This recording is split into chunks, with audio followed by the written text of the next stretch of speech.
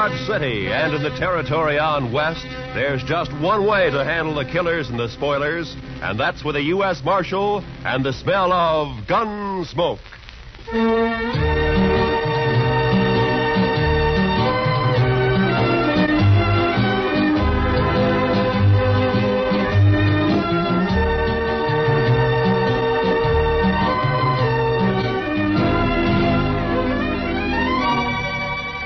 Gunsmoke, starring William Conrad. The story of the violence that moved west with young America. The story of a man who moved with it.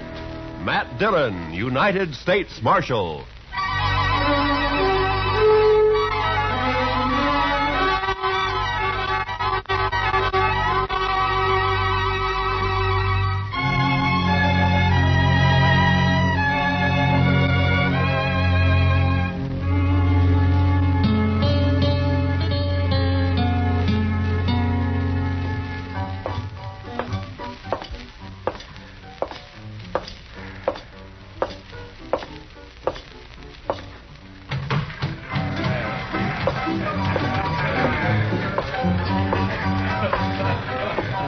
Welcome to the Cherokee Palace, Marshal. I see you received my complaint. I got it, Mingo.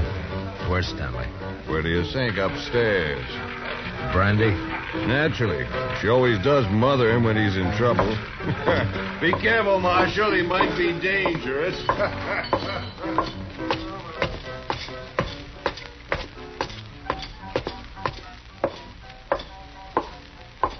Well, Marshal, you got a sweet word for Dixie? Yeah. Move. Oh, it's not very sweet. It was to the point. Say hello to Jim for me, huh?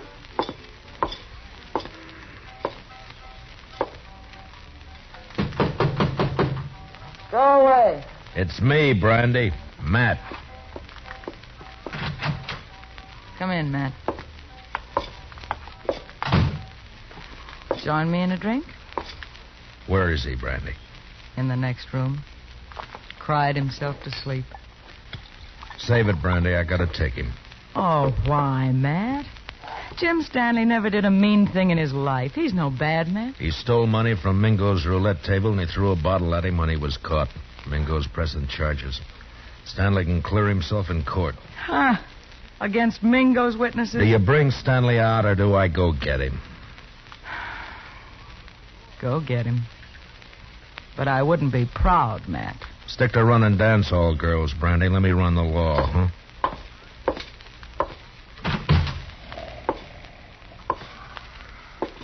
Stanley? Stanley! Oh, it's you, Marshal. I was sleeping. I want you to come with me, Jim. Come with you? Sure, Marshal. You better get up. Come on. Come on. Oh, yeah.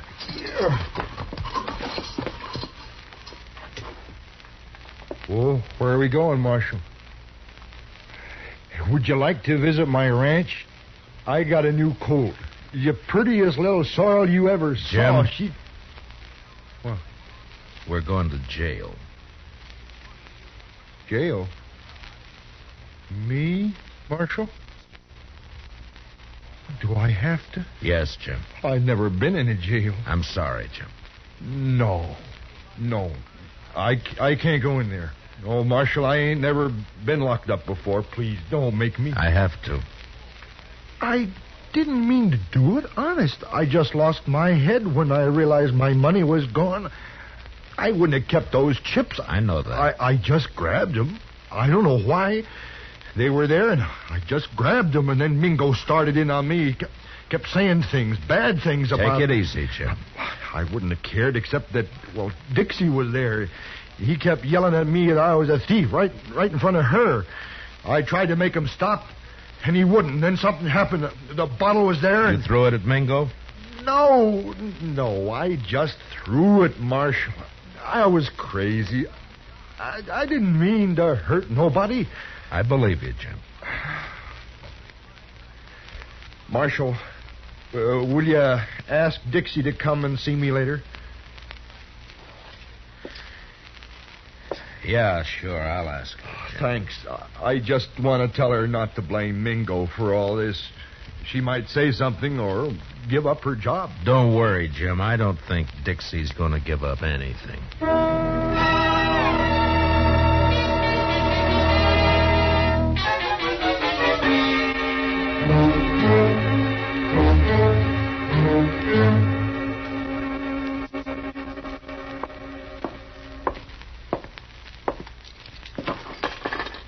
He won't eat his dinner, Mr. Dillon. He just sits there staring. Yeah, poor devil. He won't really be convicted, will he? Well, I hope not, Chester. Mingo's the one who ought to be in jail. Look, Chester, this isn't exactly my idea of justice either. A shady gambler against a simple-minded horse rancher. Hello, Marshal. Goodbye, Chester. Oh, goodbye. I'll run along. You stay put, Chester. Oh, now, Marshal, I want to be alone with you. I sent for you to come and visit Jim Stanley, and you better be nice to him. Most fellows are tickled pink if I like them. They say I'm pretty. You're pretty enough. That's better. I knew you liked me. I said you were pretty. I didn't say I liked you. Oh, now that's nasty. Would you like to hear what I really think of you? No, don't bother. I get the idea. You're Mingo's girl. When I feel like it. And why do you have to tease a man like Stanley, drive him to drinking and gambling and trouble like he's in now? He's sweet. He thinks I'm beautiful. Yeah. But even men like him wake up. Stick to Mingo.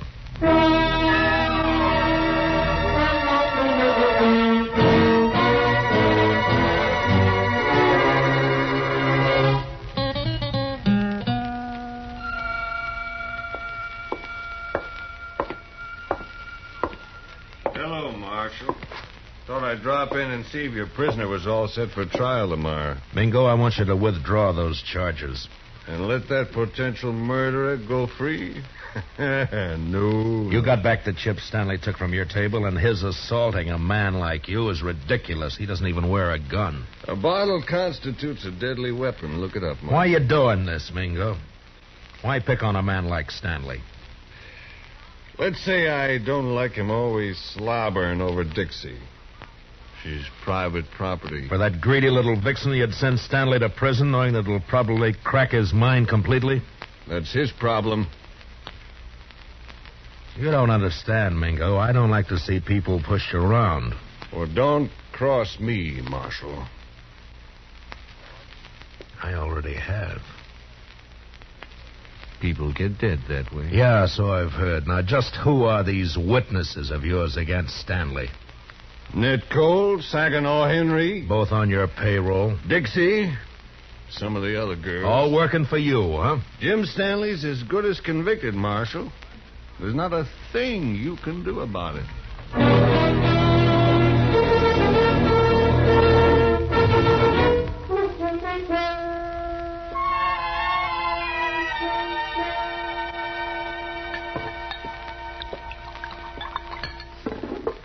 Here, man.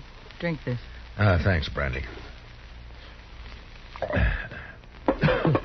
You know, all you need to do is stop fighting yourself, Matt. You're mixed up. Yeah, that's sure true, Brandy. You know, it's funny when it's something you can fight with your fists and your guns, it's easy, but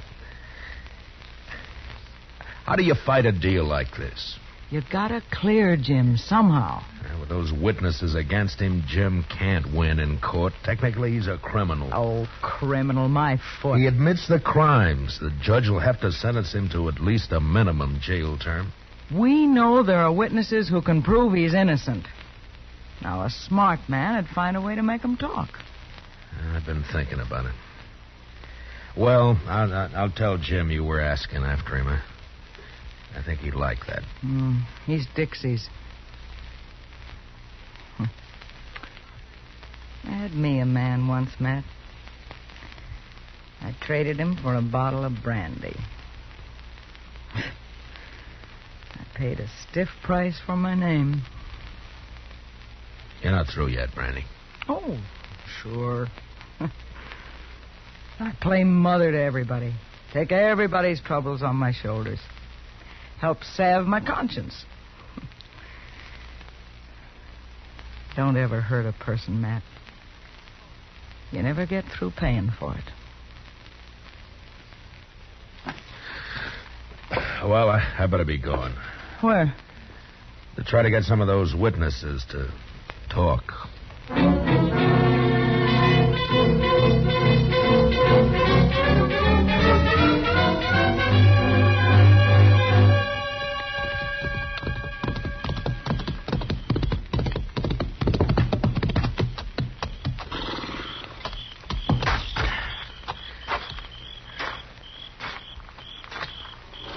Hello, Saginaw. Huh? Oh, it's you. I've been looking for you. And you've been looking for trouble. Well, you're beginning to sound like your boss, Mingo. It's late. What do you want? I want to read you something from this book. What book? This law book. Oh, so? First law I see says that anyone giving a drink to an Indian is liable to fine up to $500. I saw you buy an Indian Pete a drink only last week. Pete's a stable boy. He ain't no savage. Law doesn't say savage, says Indian. Pete's an Indian, so technically you broke the law. You can't make Next one says any man that disrobes in a public place is guilty of committing a public nuisance. Carries a fine of $100. Look, what the devil is all I this? saw you breaking a horse down in Harrison's Corral a little while back. You took your shirt off, and that's disrobing in a public place. Technically. You can't get away with this, Dillon. How much you make a month, Saginaw? 50, 75. Uh-huh.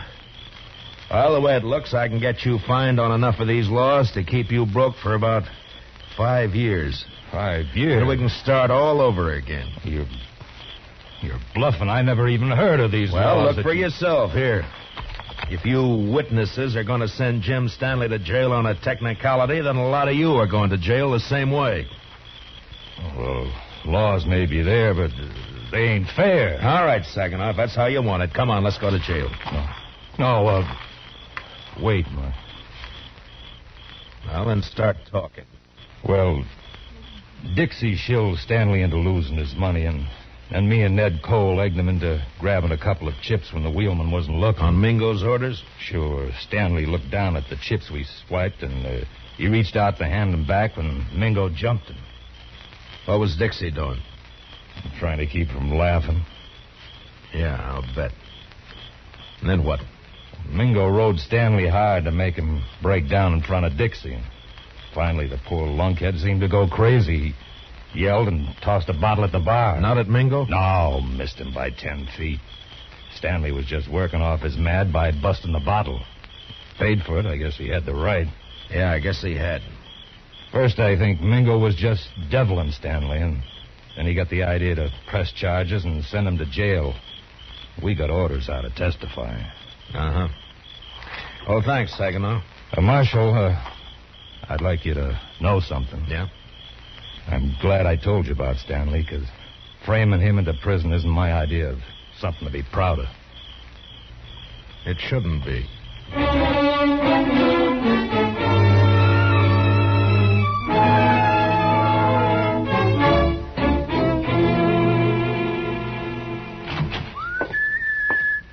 Good evening, Chester. My, what are you so happy about, Mr. Dillon?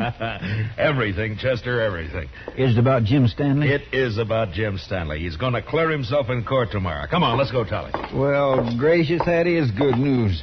He couldn't have taken much more of being locked up. I know. Hey, Jim, wake up. We're going to Jim. Mr. Dillon, he's gone. Both window bars are cut. Yeah. And here's what cut him. A hacksaw blade. And look yonder, there's another. Oh, that fool. Why couldn't he have waited one more day and he'd have been free? Jim Stanley didn't have those hacksaw blades on him, Mr. Dillon. I know. I searched him good. You searched Dixie good? Oh, mercy, no, Mr. Dillon. She's a girl. He didn't have any other visitors? No, sir. Mingo's going to be awful mad when he finds out his girl helped Jim Stanley get away. Come on. You going to arrest Dixie, Mr. Dillon? I don't know, Chester. First, I gotta find her.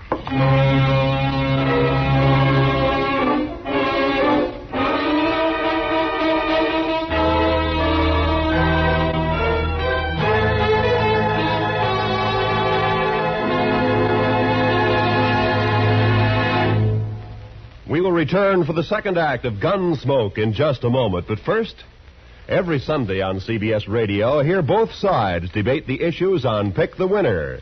It's a program that brings in the top people from Democratic and Republican camps, standing their ground and delivering their views on the biggest questions of the campaign. Don't miss Pick the Winner, Sundays between now and November, to be fully informed when it comes time to vote. And remember, straight through election time, make CBS Radio your election headquarters. Now, the second act of Gunsmoke.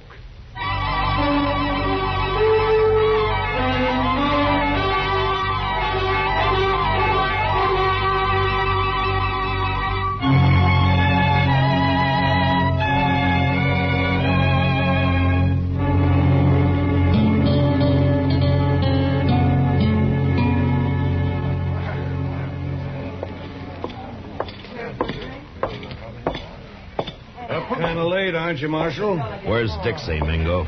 Dixie, she's gone. I don't know where she is. You're lying. No, I swear she disappeared hours ago. I still think you're lying. Dixie's here someplace. No, he's telling me the truth for once, Matt. Dixie's gone, all right.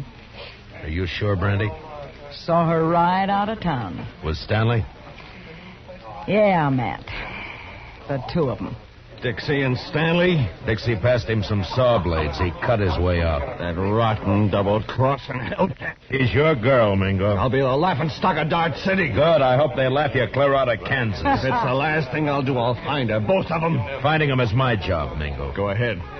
But you better beat me to them, or you'll be arresting them dead.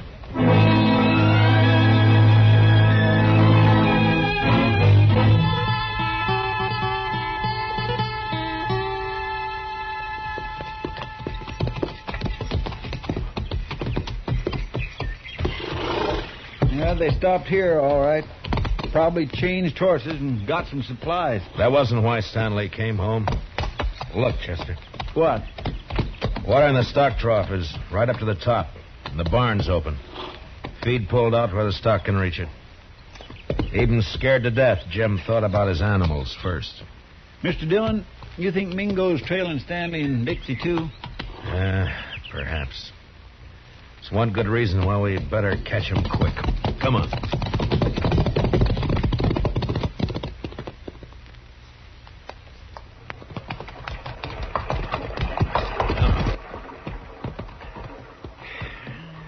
Still no sign.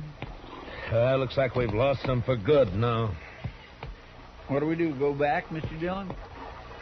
Well, we can't let Mingo find them.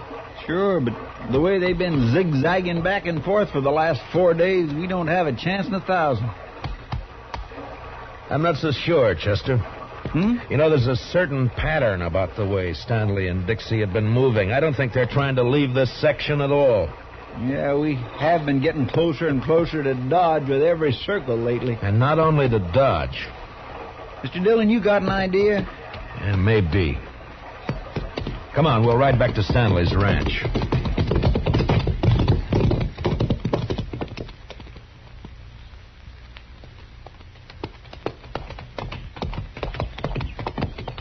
Do you think they came back here? I will soon find out. But from what we saw here before, I'll bet Stanley's not the kind to stay away from his ranch for very long. What? Hit the dirt, behind the trough. Yeah.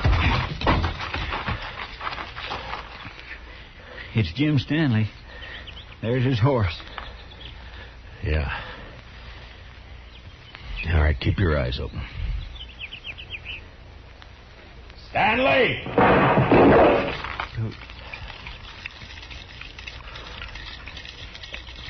Jim, it's Matt Dillon. Let me talk to you. You go away, Marshal. I don't want to hurt you, but I ain't going back to that jail. And you go away now. I'll kill you. Jim, listen to me. I've got a witness. You better leave quick now.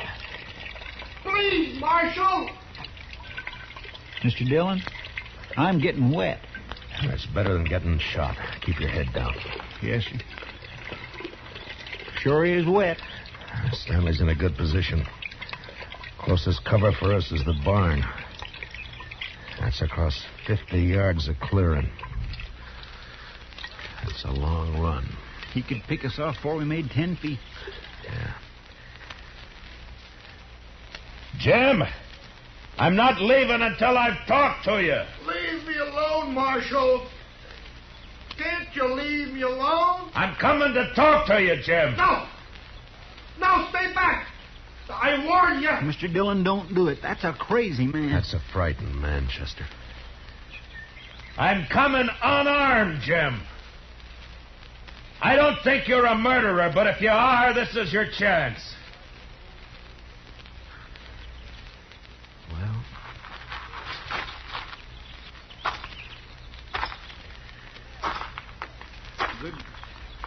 Good luck, Mr. Dillon. Mr. Dillon! Stanley's shot sliced across my side like a branding iron. It was all I could do to ignore my fear and keep going. But somehow I reached the ranch house alive. And I opened the door.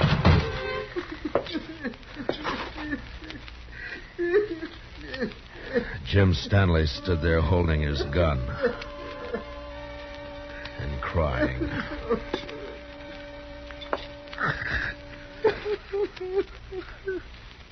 Jim? I didn't mean it. I didn't mean it. I was only trying to scare you. I'm not a killer.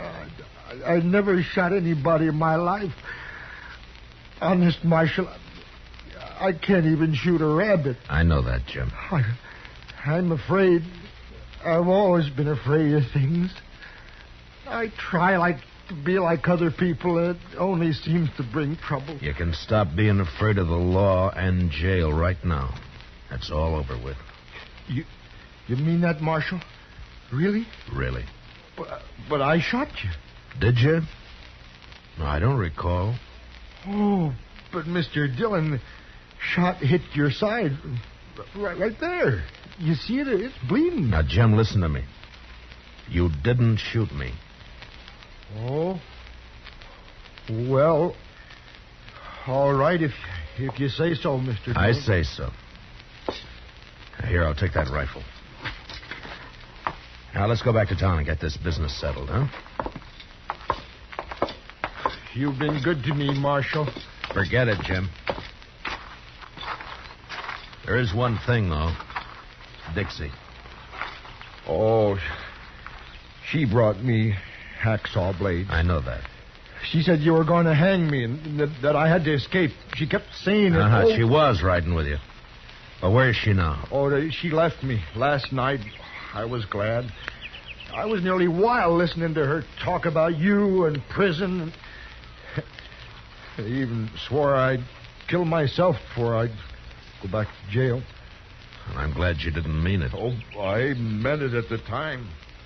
Oh, I was sure scared. You feel better now? Oh, yeah. Yes, I know. Everything's just going to be fine. The rifle slug splashed the side of Jim's face with red, and he crumpled into the dirt. From the water trough, Chester opened up and drew the fire of whoever was hiding in the hayloft of the barn. I could see a gun barrel poking out from the side of the hayloft. And I picked up Stanley's rifle.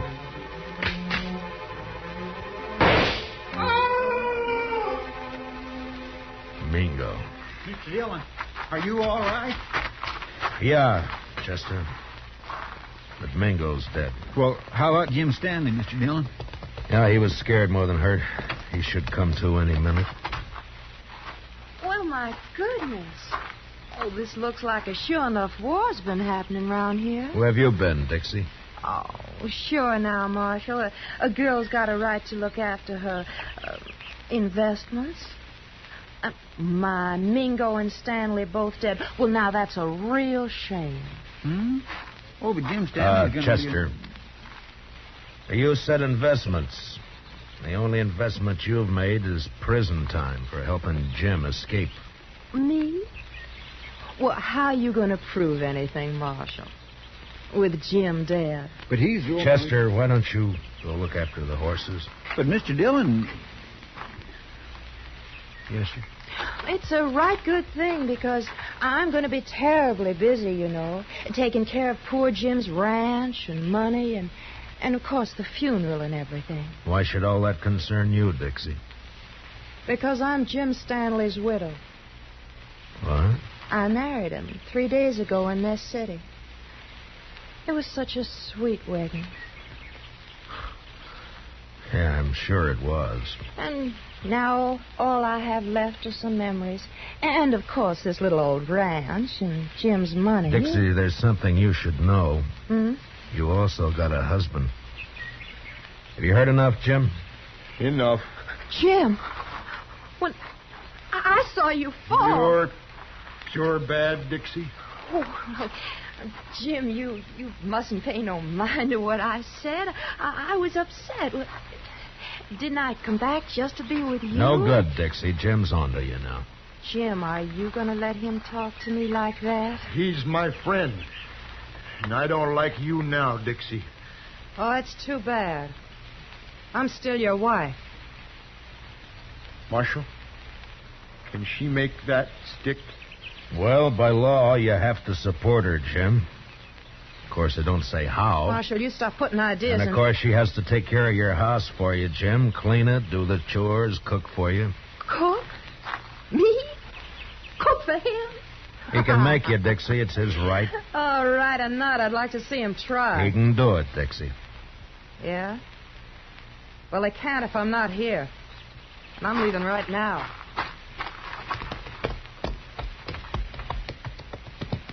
You want to ride into town with us, Jim? No. I think I'd rather stay here for a while, Marshal. If it's all right. Yeah, sure. I'll fix it.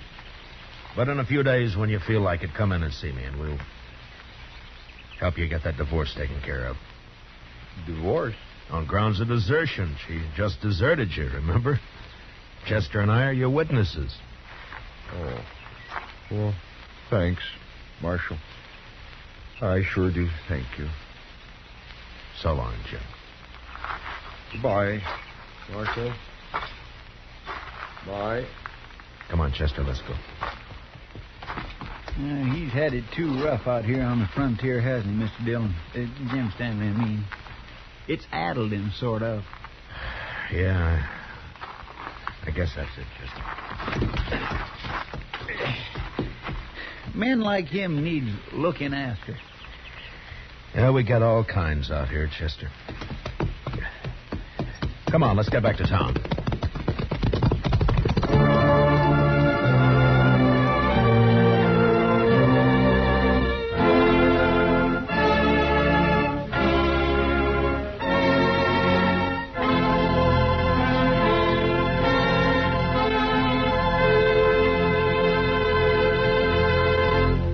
Gunsmoke, under the direction of Norman MacDonald, stars William Conrad as Matt Dillon, U.S. Marshal. Tonight's story was specially written for Gunsmoke by Herb Purdom, with music composed and conducted by Rex Corey. Featured in the cast were John Daner and Michael Ann Barrett, with Paul Dubov, Vivi Janis, and Bill Lally. Parley Bear is Chester. Join us again next week as Matt Dillon, U.S. Marshal, fights to bring law and order out of the wild violence of the West in Gunsmoke. Tomorrow's speakers on Pick the Winner, representing both the major parties, will be Harold Stassen, Republican, and George Ball, Democrat. Listen for this important program, Pick the Winner, tomorrow and every Sunday from now to November. This is Roy Rowan speaking, and this is the CBS Radio Network.